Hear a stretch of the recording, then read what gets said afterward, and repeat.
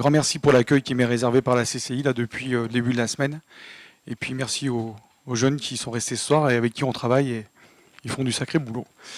Donc oui, le sujet de l'emballage, c'est un sujet qui peut être, qui est parfois polémique parce que vous allez le voir, ça, et vous savez, c'est un déchet à la fin de sa vie et comment bien le concevoir pour qu'il soit le moins impactant possible.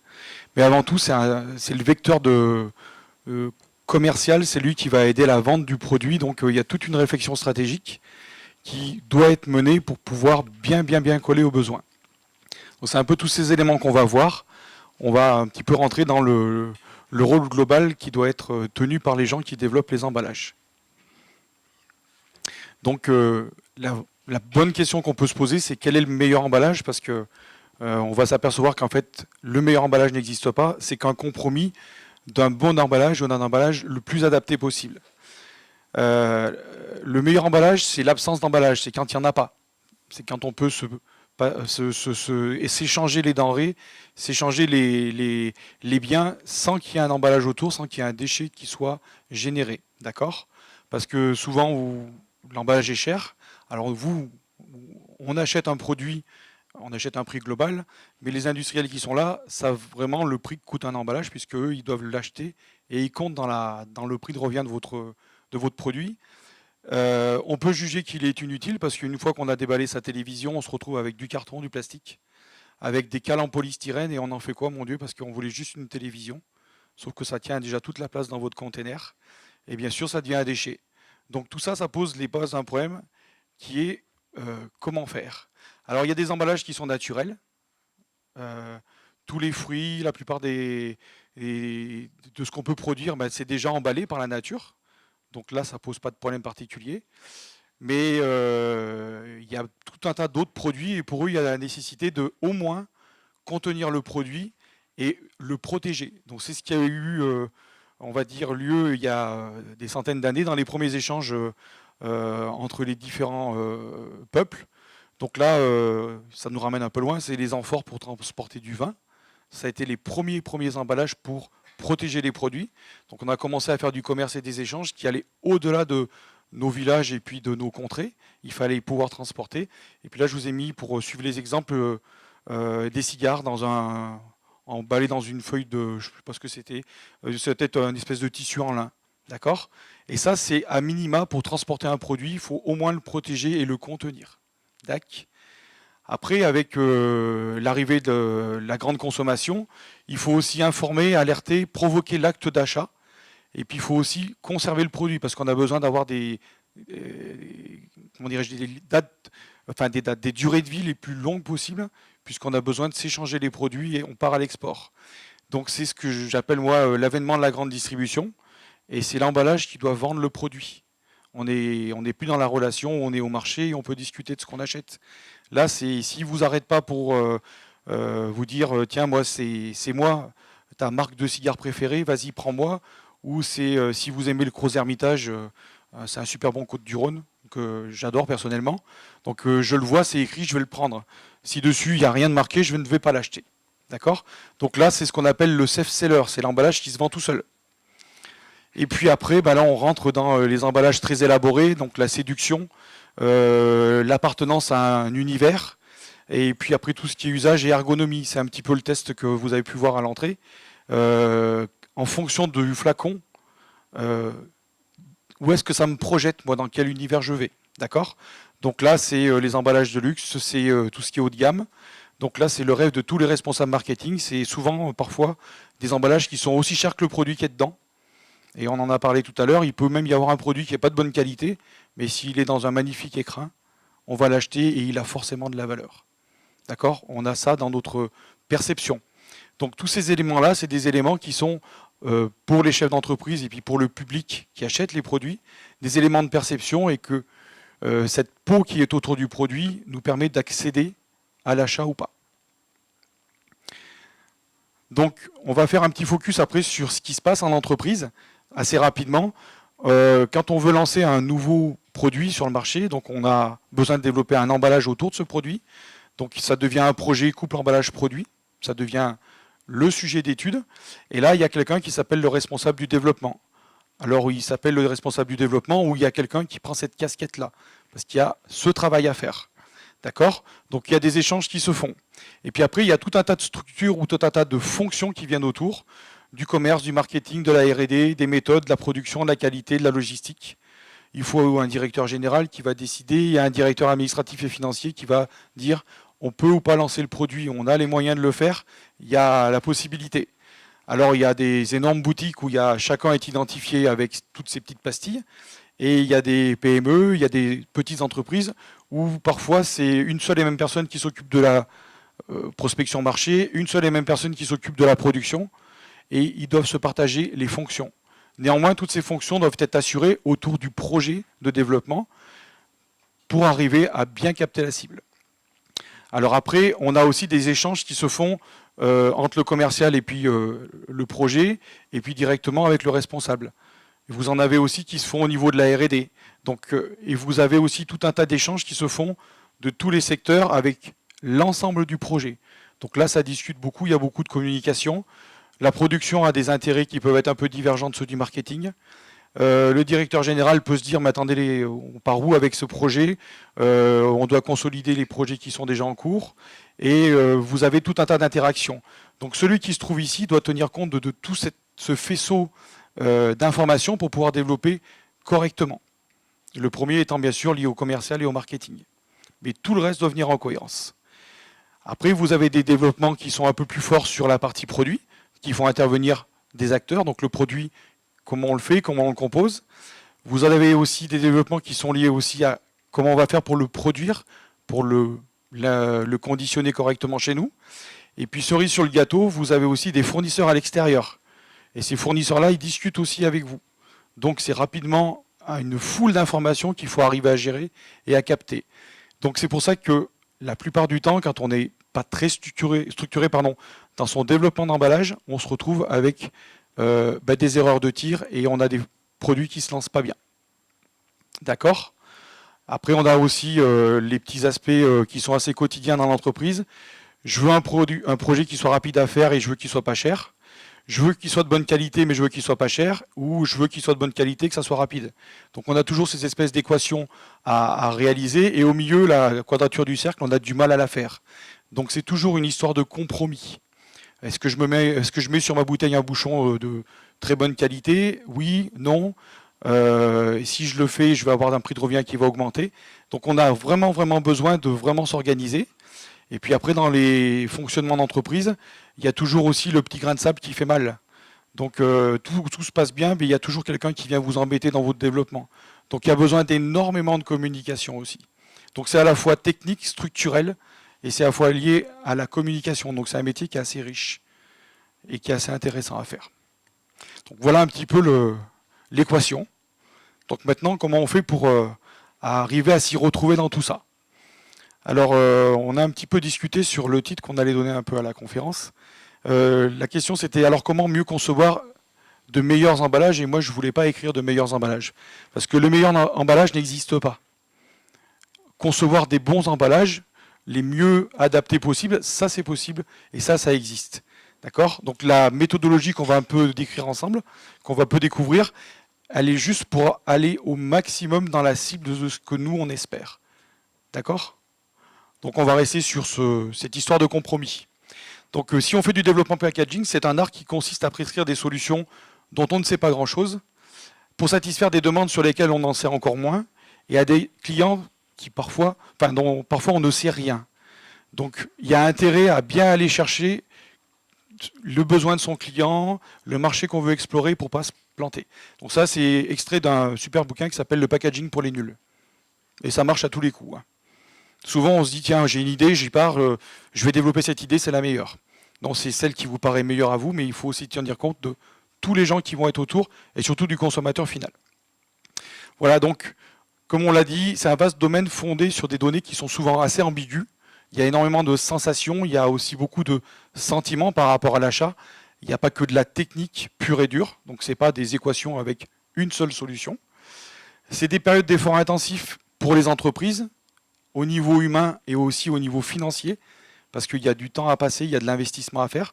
Donc tout ce temps-là, il faut que derrière vous ayez une certaine rentabilité, donc il faut absolument, alors comme je dis souvent, mettre dans la cible. Et ce qu'on observe un peu dans l'industrie, c'est que quand les projets sont lancés de façon intuitive, c'est-à-dire le matin, je me lève, j'ai une idée, bim, je la développe et puis on verra bien ce que ça donne. On a à peu près un projet sur 10 qui arrive à survivre, on va dire, dans les rayons. Les 9 autres disparaissent parce qu'il n'y a pas de marché, ou on n'a pas trouvé le marché. Et quand on est un peu plus structuré, on augmente vers 4 ou 5 projets qui arrivent au bout. Et c'est l'objectif d'un chef d'entreprise, c'est de pouvoir avoir un maximum de projets qui arrivent au bout. Et comme le packaging, c'est celui qui va vendre votre produit, il y a intérêt à ne pas rater cette étape-là. C'est bon, tout le monde est avec moi? Vous n'êtes pas fatigué? Ça vous paraît clair? Bon, après ça va devenir un peu compliqué. Donc c'est nécessaire de clarifier cette phase, pour que ça soit clair pour tout le monde. Et il faut mettre en place une organisation qui est assez rigoureuse et qui est plutôt orientée sur les processus. D'accord? Donc ça facilite la communication projet, une fois qu'on sait où on va et on sait où on est. Et ça permet aussi de partager une méthodologie de développement avec les 2 ou 3 intervenants avec lesquels on travaille sur un projet, qui soit en interne ou aussi à l'extérieur, comme vous avez vu tout à l'heure. À un moment, on va aller aussi à l'extérieur chercher de la ressource chez nos fournisseurs. Il faut leur donner des bonnes informations et des informations claires. Donc la méthodologie va nous amener à ça. Donc pour travailler, alors ça c'est la structure que nous on a mis en place à l'école. Elle arrive de chez Ron Poulenc, elle a été beaucoup travaillée à l'époque. Et aujourd'hui c'est celle que nous on enseigne et c'est celle qui fonctionne bien en entreprise. Au-delà des termes, on est plus sur des phases de travail. Donc on est organisé chez nous en 5 phases, qui durent à peu près entre 25 et puis 40 ou 50 semaines en fonction du type de produit qu'on va développer. L'intégralité des phases, pas chaque phase. Donc il y a une phase qui s'appelle la gestation, qui est toute la partie amont, la partie comment je ressens mon marché, qu'est-ce que je veux faire, où est-ce que je veux aller avec mon produit. Il y a une phase de recherche et une phase de caractérisation qui sont des phases, on va dire, d'avant-projet sur lesquelles on est en mode collecte des données, imagination de solutions et caractérisation de solutions. C'est ce qu'on fait avec le workshop avec les étudiants. Nous, on va s'arrêter ici. Et après, il y a la phase d'industrialisation qui concerne, on va dire, une autre partie de l'entreprise. C'est les gens qui vont pouvoir prendre notre solution et qui vont pouvoir la déployer à grande échelle et puis pouvoir produire par 10 000 ou 15 000. D'accord? Donc faire de la vraie production. Alors qu'avant, on est plus sur une partie qu'on va appeler pilotage. Et bien sûr, la dernière phase qui est essentielle, c'est la commercialisation. D'accord? Est-ce que mon projet plaît à mes clients? Ou est-ce que mon produit trouve ses clients? Et c'est ça l'objectif. Donc, la partie gestation, quand on est développeur packaging, quand on est dans le développement de solutions emballage, elle nous échappe parfois. Si on a la chance d'avoir un service marketing, c'est lui qui assure ce service-là. Mais si on n'a pas de service marketing, c'est à nous de sentir le marché ou au directeur général de l'entreprise ou au directeur de la recherche. D'accord? Après, on a parlé de tout à l'heure avec M. Larcher de prendre le temps de faire des études de marché, d'avoir des résultats et sur ces études de marché, de pouvoir se dire voilà la stratégie que je veux développer. Donc ça, c'est de l'investissement aussi. D'accord? Donc là, l'objectif de cette phase, c'est de définir et de valider le projet. Voilà, donc est-ce qu'il y a une demande? Est-ce qu'elle est réelle? Évaluer les opportunités d'un marché et puis valider la pertinence de ce marché. Quel est son potentiel? Et est-ce que moi, avec mon produit, je m'inscris là-dedans? Donc au niveau processus, on se retrouve avec des tests donc, de tendance de consommation, potentialité marché, lancement de nouveaux produits, nouvelles technologies, nouveaux matériaux. Et il y a aussi une énorme part que je n'ai pas écrit là, mais qui s'appelle, moi en tant que chef d'entreprise, avec mon flair, avec ce que je vois, ce que je ressens, aujourd'hui je sais que je veux aller là-bas. Donc c'est là-bas qu'on va guider ses pas et ses produits et bien sûr son emballage pour le porter. Avec donc, on a vu tout à l'heure, donc les études de marché, un dialogue qui se fait entre le produit et puis on va dire tout ce qui se passe au niveau de la recette, si on est sur un produit alimentaire, mais ça peut être très bien, si on est chez Apple, ils sont en train de travailler sur l'iPhone 7, on en est à quel numéro? 8, 9, 10? Le 7, le 7 est déjà sorti? Alors ils sont en train de travailler sur l'iPhone 7, donc là, à la R&D, ils y vont à fond. Et les gars au packaging, ils se disent, bon, il faut qu'on soit prêt quand ça va sortir. Eux, ça se vend comme des petits pains, ils n'ont pas besoin de se casser la tête. Voilà. Les études sociologiques, est-ce qu'il y aura encore assez de fans d'Apple? J'ai pas dit geek, hein, j'ai dit fan. Pour continuer d'alimenter la machine. Et puis des outils de créativité et innovation. Donc tout ça, c'est la partie, on va dire, gestation. On est dans la recherche d'opportunités. Il doit sortir quelque chose d'écrit et de sérieux et de carré de cette partie-là. Il faut un brief marketing qui soit précis. Ou il faut une lettre de mission, enfin il y a plein de mots pour parler de ça. Une réunion de lancement de projet en disant, bah voilà, il y a un nouveau projet parce qu'il y a ce produit qui sort. Et officiellement aujourd'hui, on a besoin dans 30 semaines d'être commercialisé dans grande distribution. Donc là, on sait où on va. On fait un dossier d'orientation. Donc on a le début d'un projet. Quand je travaillais dans l'industrie, on avait des projets qui couvaient en R&D. On démarrait jamais le projet. Puis un beau jour, on vous disait, bah, il faut un emballage. Et puis 3 semaines après, on disait, non mais finalement, ça ne sera pas par 5, on va le vendre par 6. Et en fait, on ne lançait jamais les projets, puis quand on les lançait, on se plantait. D'accord? Donc pour éviter ça, quand la gestation est terminée, on démarre. Et tant qu'elle n'a pas démarré, enfin tant qu'elle n'a pas été terminée, on va dire si on se replace dans la position du gars qui fait le développement du packaging, on ne développe rien, on attend le top. Donc ça, c'est un vrai boulot, c'est de la structure. Entre guillemets, c'est assez cadré. Il y a quelques petits écueils à éviter. Nous, on appelle ça les 9 possibilités de ne pas s'entendre, parce qu'on parle tous la même langue, on a tous les mêmes mots, mais nos mots et puis nos idées ne veulent pas forcément dire la même chose pour quelqu'un qui reçoit l'information. Donc il faut faire bien attention entre ce que je pense, ce que je veux dire, ce que je crois dire, ce que j'écris et ce que l'autre comprend. Parce qu'on se parle et on se dit tiens, il a compris, et quand on se voit 3 semaines plus tard, au lieu de nous avoir développé une caisse en carton, il a développé une caisse en plastique. C'est pas ce qu'on voulait. Parce qu'on a juste dit moi je veux une caisse. Donc il faut être un peu précis. D'accord? Donc il faut faire gaffe un peu aux écueils, il faut être très prudent. Et voilà, donc c'est en cas de définition des besoins nébuleuses, il faut faire attention aux solutions fumeuses. Et là, on perd beaucoup de temps, donc il faut être très prudent. On ne développe pas des usines à gaz. Dac. Donc ça, c'est un peu de structure pour éviter ça. Et naturellement, moi je suis le premier, je fais ça, parce que ça c'est facile. On se voit à la machine à café, on s'échange 2 informations et bim, ça y est, je suis parti. Mes jeunes avec qui je travaille en ce moment, avant d'avoir commencé à poser, on va dire, le projet, ils avaient déjà tous dessiné je ne sais pas combien d'emballages. Ça va, ils sont où? Ils rigolent là-bas. Oui, je ne peux pas les arrêter parce que c'est naturel. Voilà, donc une fois qu'on a fini cette phase de gestation, on passe dans la méthodologie recherche.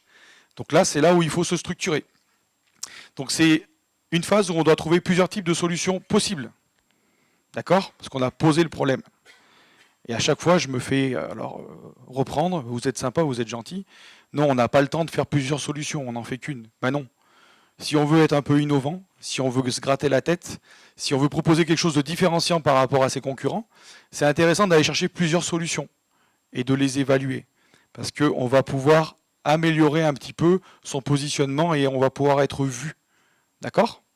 Voilà, alors on verra un peu comment on les travaille et puis surtout, comment on fait pour identifier la plus pertinente. Donc si on revient au métier du développement de l'emballage, cette partie-là, c'est l'activité forte du service. C'est là où on est attendu. Donc moi, mes étudiants, ils passent 60% de leur temps sur cette phase de recherche. D'accord? Voilà, donc le processus, c'est en entrée, on a un dossier d'orientation, un brief marketing assez précis, le plus précis possible. On fait un truc qui est abominable pour les gens qui sont créatifs, on fait une analyse fonctionnelle. Donc on recense quelles sont les fonctions que l'emballage doit assurer. Donc ça, c'est pénible, pour rester poli. Moi, le premier, j'aime pas faire ça. Mais c'est les bases de ce que on va venir emporter tout au long du projet. Donc on doit absolument les écrire. C'est ce à quoi on travaille. Et donc on fait de l'analyse de solutions, on fait du choix et on fait aussi de la créativité. À la fin de ce processus de recherche, on a une solution de principe qui sort. On la voit, on se réunit, le groupe projet, et on décide. C'est cette solution qu'on va travailler. Et on se met d'accord dessus. Donc on fait une reco emballage, on a un petit bout de papier, recto verso. Pour le projet Intel, voilà ce qu'on va prendre comme solution. Et on n'oublie pas, parce que le DG est là, ou le directeur administratif et financier est là, de faire déjà une petite estimation de prix à plus ou moins 20%. On ne peut pas être précis à ce moment-là, mais il faut déjà, et on vous demandera toujours un prix. Donc ça fait partie du métier. Avoir un petit peu le prix, on va dire même en préétude. Donc, dans les écueils de cette phase-là, c'est ce qu'on a fait ces 2 jours, on a mis la charrue avant les bœufs. C'est-à-dire qu'avant d'avoir écrit le sujet, on a déjà dessiné plein de solutions, qui sont super, hein, parce qu'ils sont très créatifs. Mais le vrai processus, c'est d'abord, j'écris mon analyse, je cherche après des solutions. Les Shadocks, tout le monde connaît? Alors je ne sais pas si vous arrivez à lire du fond, c'est marqué, quand on ne sait pas où on va, il faut y aller et le plus vite possible. Et c'est vraiment là qu'on se plante. Donc il faut bien structurer sa demande. C'est très important. Je vous ai mis un petit exemple de ce que je leur fais faire, là, parce que je les torture. Ça, c'est une analyse fonctionnelle pour un jus de fruits. Voilà, donc il faut protéger le produit, contenir 1,25 litres, qu'est-ce que j'ai marqué d'autre, être adapté à l'averse. Donc on a nommé des fonctions, on a donné des importances aux fonctions, donc là, j'ai posé le cadre de ce que moi je recherche comme solution. D'accord? Après, une fois qu'on a structuré tout ça, on fait un changement d'état. C'est là que c'est un peu compliqué dans la vie. Il y a les gens qui sont structurés, il y a les gens qui sont créatifs. Alors moi, j'ai des créatifs avec moi. Je sais pas, on est 15, il doit y avoir 13 créatifs, non? Ah, ça y va, ce qu'ils font est magnifique. Par contre, ici, ils ont du mal à venir. Et on a tous un bout de cerveau qu'on préfère à l'autre. Sauf que sur le même poste, il faut être structuré pour bien définir son besoin. Et il faut être très créatif le moment où c'est la production d'idées. Donc là, on fait un petit changement de logiciel. Il n'y a plus de logiciel. Il faut enlever les logiciels, en fait. Voilà, donc après, on peut, alors je vous ai mis des petits exemples, on peut avoir une première solution, bouteille PET, une bouteille verre, une bouteille métal, pour un jus de fruits, pourquoi pas. Un Tetra Pak, c'est un grand classique, et puis aussi un Doy Pack. Vous savez, ces espèces de de sacs plastiques qui tiennent tout seuls debout, avec un petit bouchon. Donc là, du coup, on se retrouve avec 5 solutions, pour répondre à la demande qui est dans mon analyse fonctionnelle. Et après, c'est ce qu'on fera demain, mais il y en a qui ont commencé un peu dans le groupe. On vient évaluer chaque solution dans sa capacité à assurer les fonctions dont j'ai besoin. Et on vient faire un classement et on vient déterminer quelles sont les solutions qui, structurellement, correspondent à mes besoins pour mon marché. Alors elles sont parfois éco-conçues parce que c'est la recherche qu'on a demandé. Donc moi, si j'avais besoin de faire une recherche pour une bouteille éco-conçue ou une bouteille qui soit, on va dire, amie de l'environnement, je l'aurais exprimé dans mes fonctions. D'accord? Mais si on a, comment dirais-je, une correspondance par rapport à ses besoins sur une solution, c'est la solution qu'on peut développer pour la mettre en œuvre. Donc cette partie-là, c'est vraiment le cœur du métier. On part de quelque chose de structuré, on vient chercher plusieurs solutions et on vient les évaluer. D'accord? C'est comme ça qu'on arrive à mettre, on va dire, plus d'un projet sur 10 viable sur le marché correctement. Donc là, c'est pour un produit agroalimentaire, il y a une dizaine de fonctions. Il y a des produits un peu plus élaborés où on a besoin de 20 ou 25 fonctions. Donc c'est un travail qui est un petit peu difficile, qui prend du temps sur le coup. Et là aussi, régulièrement, mes étudiants me disent qu'ils n'ont pas le temps et qu'ils préfèrent travailler à l'ancienne. Mais ceux qui sont structurés, ils ont bon à tous les coups, pratiquement. Ceux qui ne sont pas structurés, quand ils sont en présentation ou quand ils sont au travail, comme ils n'ont pas beaucoup d'expérience, ils se trouvent en difficulté. Donc ce travail-là est intéressant pour eux. Et je pense qu'il est intéressant après à calquer. Quand je fais mes interventions avec des gens qui sont en entreprise depuis quelques années, les 9 demandes sur 10 de formation continue, c'est pour avoir cette méthodologie et pour l'appliquer en entreprise. Donc cette partie recherche est terminée, ou alors elle est arrivée au bout de son processus. On rentre dans le troisième processus qui a beaucoup de sens, qu'on ne va pas détailler ce soir, qui est la caractérisation de la solution que je veux développer. Dans la slide d'avant, je ne sais pas la solution qui a le meilleur score, c'est la bouteille PET. C'est ça, d'accord? C'est ce qu'on trouve le plus souvent.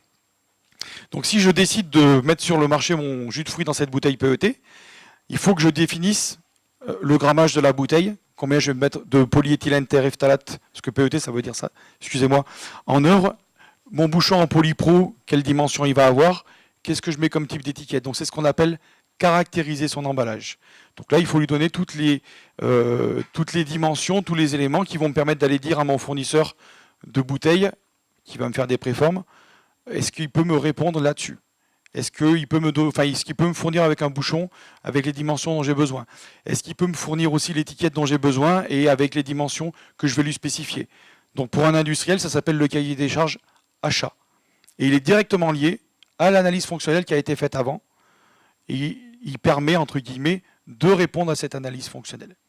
Voilà, donc c'est ce que nous on appelle le point d'inflexion entre le processus de création et celui de réalisation. C'est-à-dire qu'on sort du bureau d'études et maintenant le dossier il va filer, alors on appelle ça les services méthodes, mais il va filer en production, à l'usine. Et c'est les gens de la production qui le reprennent en main. Donc si c'est bien fait et si c'est carré, ils vont avoir quelque chose de, entre guillemets, plus simple à mettre en œuvre et qui devrait réussir. Parce que vous imaginez aussi, il y a beaucoup de projets qui avortent, on va dire, dans l'usine, avant même d'avoir été mis en rayon, parce qu'on n'est pas capable de les produire. Et ça, c'est un vrai boulot aussi. Donc ce processus est très important aussi pour ça. Voilà, donc les équipes du développement passent le relais aux équipes méthode et production, c'est ce que je viens de vous dire. Dossier de réalisation, cahier des charges fournisseurs, donc là on a un vrai document. Alors le mot pour moi est important, pour piloter les fournisseurs. C'est vous qui pilotez le fournisseur parce que vous êtes le client. Il y a 80% des sociétés avec qui je travaille, c'est les fournisseurs qui... Ah, ils ne pilotent pas l'entreprise, mais comment dire, j'ai besoin d'une bouteille, trouvez-moi une bouteille. Et puis l'industriel, il s'en va. Et bon, forcément, le fournisseur, il va vous trouver une bouteille, il va vous trouver celle qu'il a dans son catalogue. Et vous allez avoir la bouteille de monsieur tout le monde. Il n'y a plus de pilotage là. Quand on est dans le pilotage de son produit et de son emballage, c'est vous qui définissez qu'est-ce qu'il y a dans mon cahier des charges. Et c'est vous qui imposez les caractéristiques à votre fournisseur. Et pour un industriel, ça change tout. C'est vous le chef. C'est normal, c'est vous qui payez. Mais ce n'est pas toujours aussi simple que ça dans le monde industriel. Donc ça, c'est une activité assez importante aussi du service du développement. Et elle doit être bien faite parce que c'est ce qui fait sa valeur, c'est sa, on va dire, c'est sa variable de sortie. Donc, petit processus, donc le dossier d'orientation, l'analyse fonctionnelle, donc la ROCO, mon choix. Je suis en mode caractérisation, donc je fais des tests. Il y a des normes, je dois les respecter, on en a parlé tout à l'heure. Je fais des essais, des pré-séries, je planifie mon projet, je peux faire des tests consommateurs pour voir si ma solution plaît à mon futur public. Et de cette phase de caractérisation, il y a énormément de documentation. Et là aussi, c'est toujours un peu compliqué pour mes étudiants. Et c'est même compliqué pour les gens qui travaillent en industrie. Un dossier de réalisation, des specs. Alors les specs, ben, c'est épais. Il y a beaucoup de choses à écrire, mais ce que vous écrivez, c'est votre cahier des charges et c'est votre contrat avec votre fournisseur.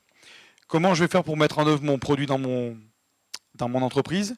Le chiffrage, il devient un peu plus fin. Donc là, le directeur administratif et financier, il sait si on va être capable de se payer le produit. Et puis, il y a un choix de fournisseur qui se fait.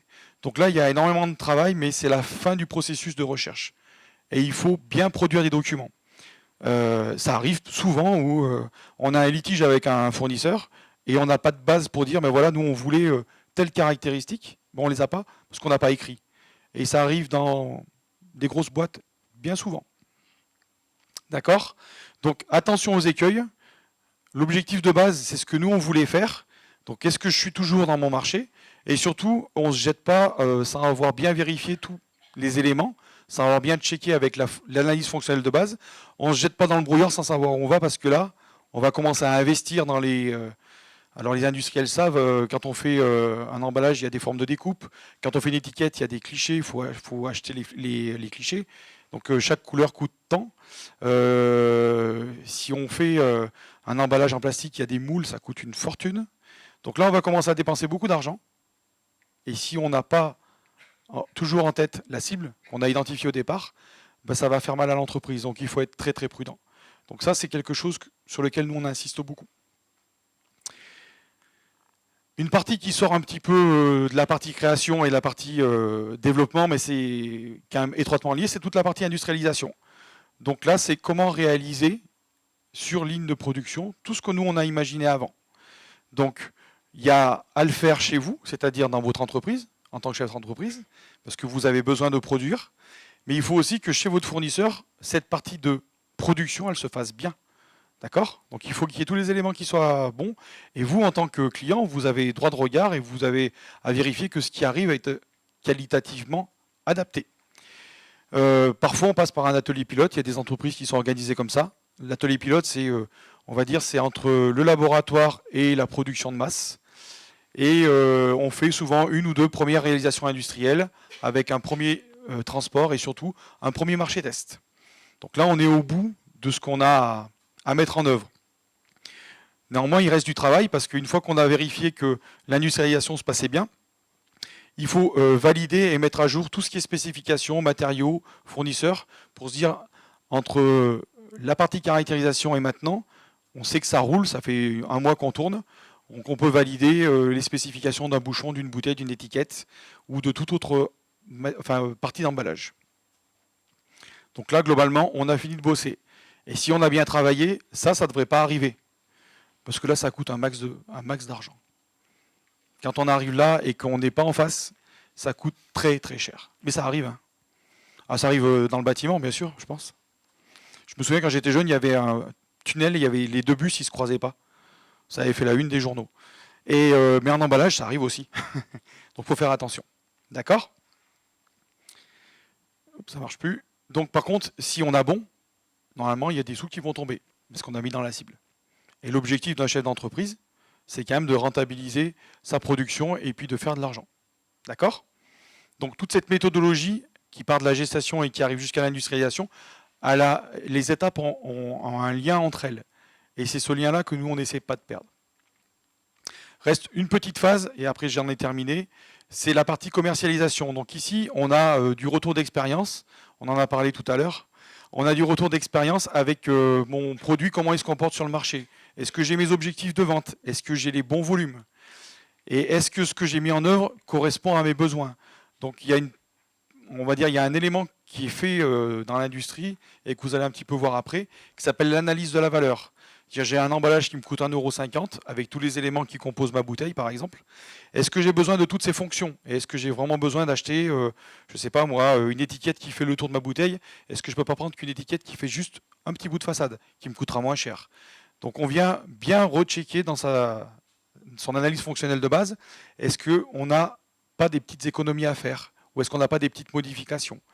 D'accord? Donc cette partie de commercialisation, elle concerne quand même le service de recherche et développement, le service qui développe les produits, les emballages, puisque de toute façon, ici on aura une prise de température et on aura notre efficience du développement. Donc on l'inclut quand même dans la partie qui concerne le service développement emballage.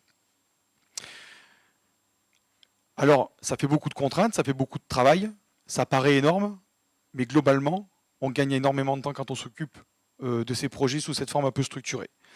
Donc, ça permet de sortir la solution la plus pertinente par rapport à nos besoins, de façon très arithmétique, très logique. Ça permet de communiquer, de stabiliser les décisions qui sont prises et les options qui sont retenues. On se met tous autour d'une table et par rapport à nos choix, on décide tous que c'est le choix qui va être mené au bout. Donc il n'y a pas quelqu'un qui va revenir plus tard et dire « moi j'étais pas d'accord, on a des problèmes avec ce sujet-là, c'est votre faute, on ne remet pas en cause les choses ». Donc les relations et la communication est très claire.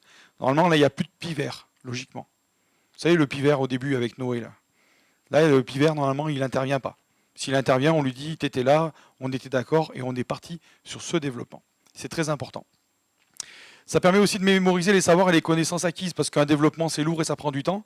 Et souvent, dans une entreprise, on est autour du même produit, et on peut remettre en œuvre des éléments qu'on a déjà fait avant, et ne plus travailler que sur la spécificité de ce nouveau produit. Et ça évite de refaire et de réinventer à chaque fois l'eau chaude. Et ça permet aussi de valoriser son travail et celui de chacun des acteurs. Donc chacun est participant d'un processus qui fonctionne. Et ça, dans un service et dans une entreprise, c'est hyper positif et ça se partage. Voilà.